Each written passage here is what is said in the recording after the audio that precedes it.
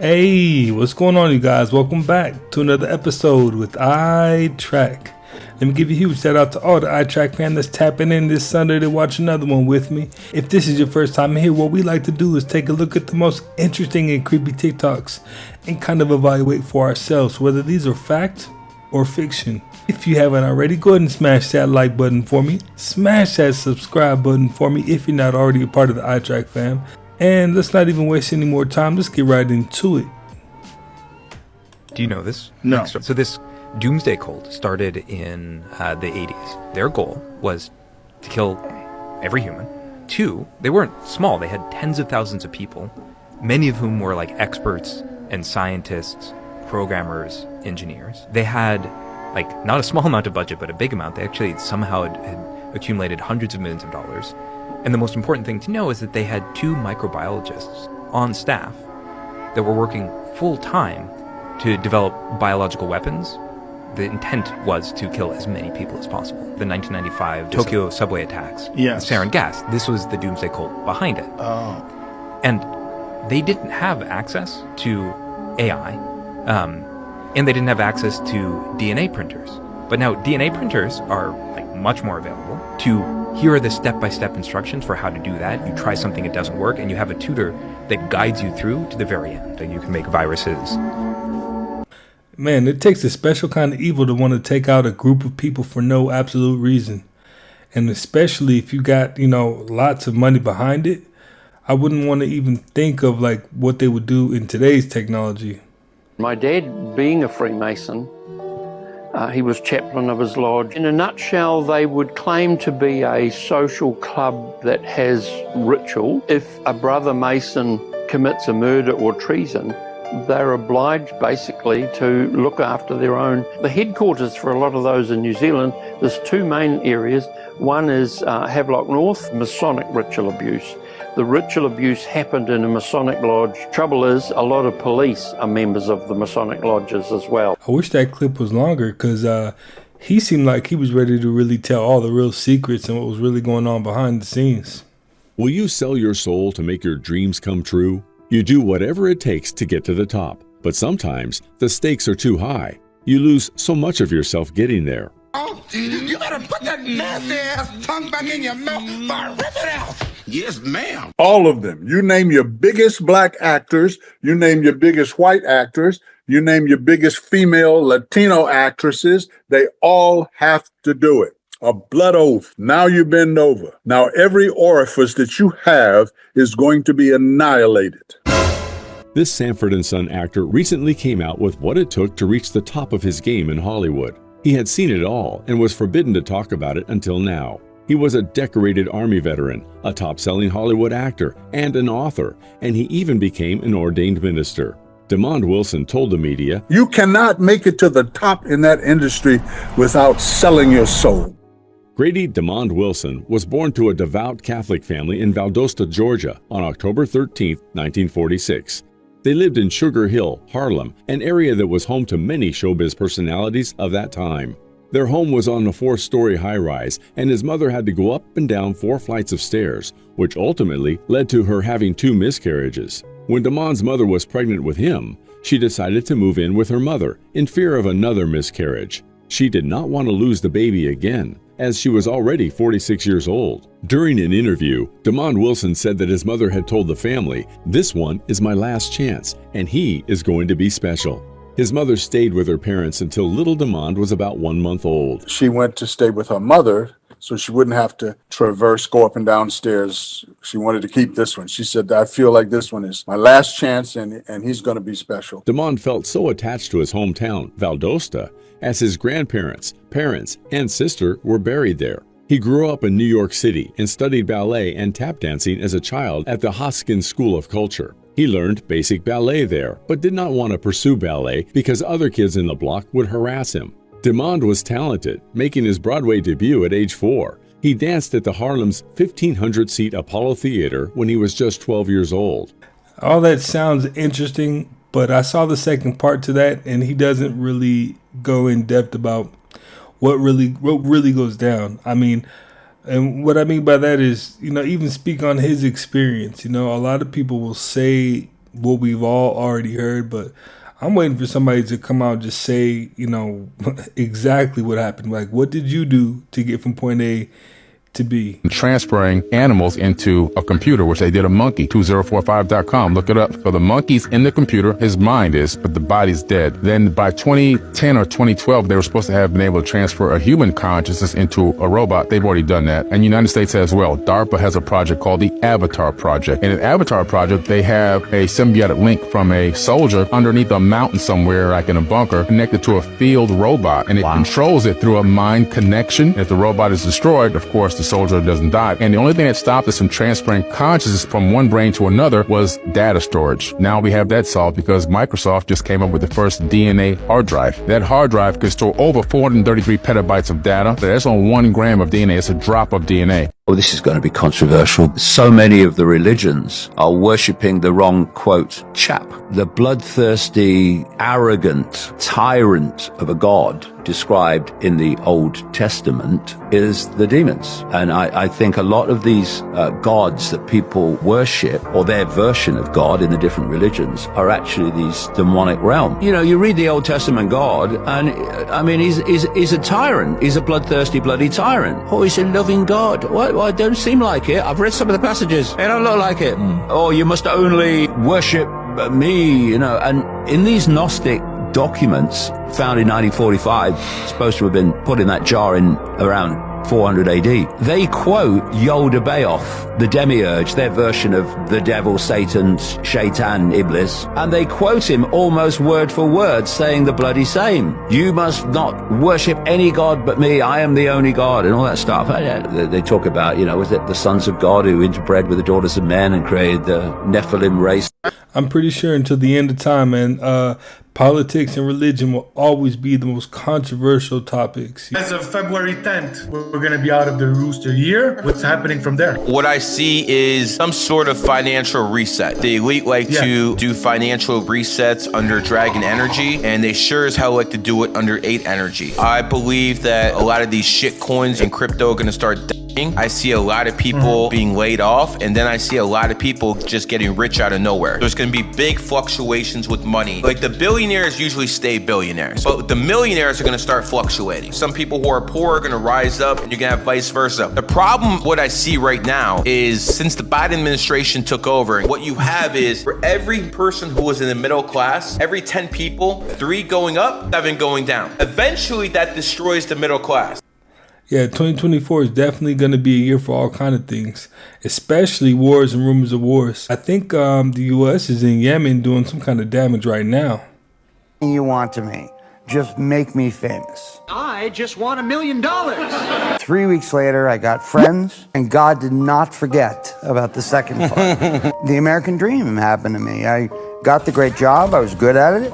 I bought a house. The house had a pool. I had the American dream, and I really, really liked it. Loved it for about 6 months. I'm Chandler. I make jokes when I'm uncomfortable. And then I walked in my house and went, "Oh man, this is not fixing this problem that I have. How is that possible?" Jim Carrey did a really good quote a couple of years ago, a few years ago, and he said, "I want everybody to get their dream, all their dreams come true." Everybody, so that they could know that it's not the answer. Now, you heard it directly from the horse's mouth. Hey, he said it himself. He was not happy with it himself. There was no peace. Now, when you have peace and you got a lot of money, that's when life opens up and everything's beautiful. But, if you're not happy and then you get the money, it lasts for so long, and then it's just like another prison. Okay, so did you guys see the Tucker Carlson interview where he said a government insider told him something about aliens that was so scary he couldn't even tell his wife, and that humanity isn't ready for this? Okay, let's watch, and then I'll let you know what I think he's talking about. The UFO story. There are parts of that story that I do not understand at all that are really, really, really dark. It's so dark that I, haven't told my wife about it. I mean, I haven't verified any of this, but this is not just stuff that I read on the internet. I know you all are very, very grounded in that story, so I think I know what I'm talking about. Yeah. But there's some stuff there that's just like, man, I'm not even sure what that means. there's a spiritual component there that I don't fully understand. So yes, that story bothers me. And I think, last thing I'll say, that one of the reasons that we've had all these disclosures and all of these, 10 whistleblowers at this point, and it hasn't really become front page news. Part of it's suppression. Parts of the government don't want you to know about it, but part of it is the public can't deal with it. It's too far out. The implications are too profound. And I understand that, because I've heard things where I'm just like, oh man, I don't even really want to know that. Okay, so after that clip went viral, a lot of people started speculating that this could have been about the Eisenhower Treaty. And I've already covered that topic extensively, but for those of you who don't know, allegedly in 1954, Eisenhower made an agreement with aliens that allowed them to abduct US citizens in exchange for weapons and technology. It's worth noting that his great-granddaughter has come forward and said that he was pressured into this deal. Maybe I'm too desensitized to the topic. The government allowing people to get abducted by aliens, is that too scary to tell your wife? I feel like that's not really what this is here. However, this spiritual component that Tucker's talking about actually does relate to the treaty a little bit. So Gerald Light wrote a letter after this meeting between Eisenhower and aliens, which he attended. And he says he has never seen so many human beings in complete collapse. Because the reality of other plane aeroforms is now and forever removed from the realms of speculation. It is now fact. And he calls these beings not aliens, not extraterrestrials, but Etherians. And that reminds me of the famous Area 51 caller, where an alleged former employee of Area 51 called into Coast to Coast AM to tell them this. Okay, well, what we're thinking of as aliens are they're extra-dimensional beings that an earlier precursor of the space program made contact with. They are not what they claim to be. They have infiltrated a lot of... Again, the treaty is being mentioned, but more importantly, they're specifying that these are not extraterrestrial beings, and that the government was initially tricked by this. But then I thought to myself, what actually could be so scary that you wouldn't tell your wife? And this reminded me of the Gateway Experience. The Gateway Experience was developed by Robert Monroe, developed meditation and out-of-body techniques that would train your brainwaves to break through time and space.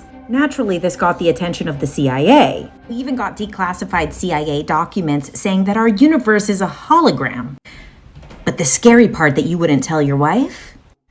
Robert Monroe claims that while traveling out of the body, he experienced fourth-dimensional lizard humanoids. He said not only have these interdimensional beings controlled humanity for many millennia, and they can only be seen if you can see beyond the visible spectrum of light. And here's the worst part. The food of these non-physical beings is our pain and suffering and negative emotions, and he called it loosh. Now that's something I wouldn't want to tell my wife about. However, I had the privilege and honor to interview the last living member who worked on the original Gateway Experience. His name is Mark Serto. He was best friends with Robert Monroe, and he was also the sound engineer on the Hemisync recordings. Some of the juicy stuff.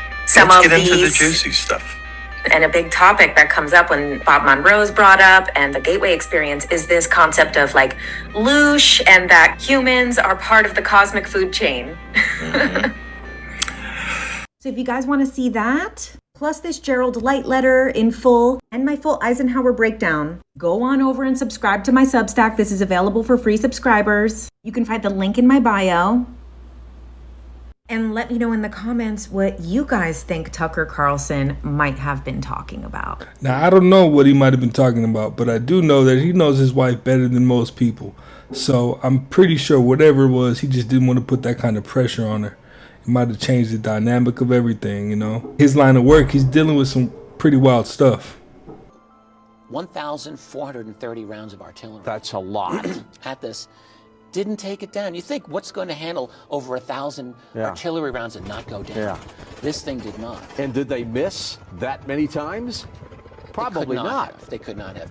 And again, this is another, it's an interesting case, and this did not come down, and it just glided off. And it was tracked on radar coming to the coast, so what are we talking about? Exactly. Not and Japanese one technology. artillery shell would have knocked that thing out No if it were question. some kind of balloon. Absolutely. So it's an unknown. Tell me about UFOs for the 21st century mind. You know, we can talk about UFOs in the 21st century, the thing about it is many people may not be aware, UFO sightings have not gone away, not by any means.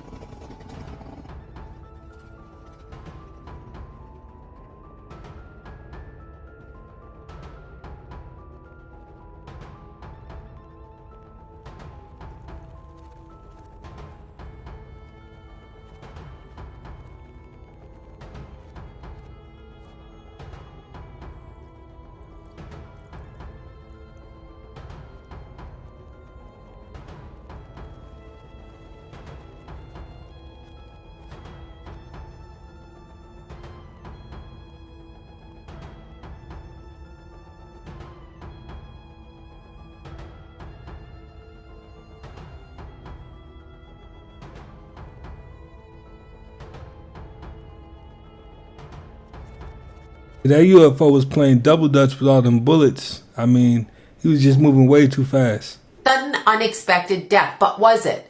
Because the first thing I get from him is the wording.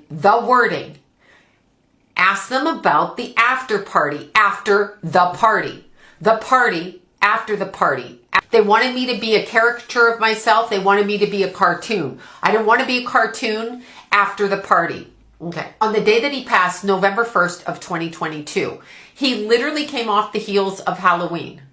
I'm being dead serious. That's a huge, huge sacrificing date on the calendar. But in this particular instance, the timing I find very suspect. I also am hearing the wording with this young man that I know the numbers played out. My numbers were played out after the party. My numbers were played out after the party. I have no idea what that means. I go two ways in my head. I go to gambling and I literally go to the numbers. I literally feel like he was warned, and I'm just going to go straight out and say this. So I literally feel like he was warned that his life was in danger, and I feel like he knew it immediately. Okay. And I'm talking going back 4 years. I don't know how long that band was climbing up the ladder and becoming rap group was climbing up the ladder and becoming famous. Okay. I'm not sure when they started, but I feel it's back in his youth. And I feel like he was warned. The executives, they who controlled the musicians, put the musicians out front and center, could see his energy. But I'm speaking on a metaphysical level. I feel like they were using him and his band to change the frequency. Now, this is weird. To extract consciousness, the conscious thoughts of the listeners to this music, and put it into a cartoon shell. It's really weird. The energy around him is showing me a cartoon, a sketch pad, drawing the cartoon, popping it off the paper, and using the energy, okay, from the people watching the cartoon, listening to the music, to move the consciousness in a different direction. This band was slated to come in the in-between, okay, and Quincy knows. I think we know who we're talking about here. I've been hearing that name since people asked me to do the energy on this, but Quincy knows. So I feel like this was a setup. So as I'm walking into the party, everybody's excited, everybody's cool. I'm invited to a party. It's a celebration. It's cool. It's fun. It's a thing. I'm invited to the party. I want to go to the party. However, why are you all inviting me to the party? What is this party really about? What are we doing here? And the person who shot me isn't the person who murdered me. The person who shot me isn't the person that murdered me. Obviously, the person who shot him is the person who murdered him because they took the physical action with the weapon to do so, but they're not the ones that murdered me. So this was a group effort to remove this young man. I feel there's more than one person that orchestrated this, and I feel like there's so much confusion, and the time was up. My numbers were up. They called my number. My numbers were up. he would not go into the next part of the contract. So I really believe that he reneged on something he had agreed to do. I want to live my life. I want to do this. There's a woman involved in going to the party. I'm going after the party. There's a woman involved. I'm going to see a woman. A woman is talking to me. She's befriending me. I don't really know her well, but she's talking to me. This is kind of a setup with this, getting him in the right position with enough people around in order to harness that energy. It's kind of that type of a thing. He definitely aware of who was mourning him at his funeral and who was pretending to mourn him. Everybody's boo-hooing, crying. He says, look at who wasn't and look at who was very stoic faced, which is a thing. I mean, if you go to a funeral, you can't always like express yourself because it would be hysterical for some people. I started to take notice to her after she kind of predicted the whole Diddy thing 6 months before it even happened. So it gives her a little bit of validity. At the same time, you never know who these people are actually really talking to. You really don't know. So they'd have to have a track record of consistency, across the board for them to really be somebody to listen to like that. But well, you guys, hey, that's another one in the books. I appreciate you guys for stopping by yet again on this Sunday flow and watching another one with me. If you haven't already, go ahead and smash that like button for me. Smash that subscribe button if you're not already a part of the iTrack fam. And I will definitely catch you on the next one.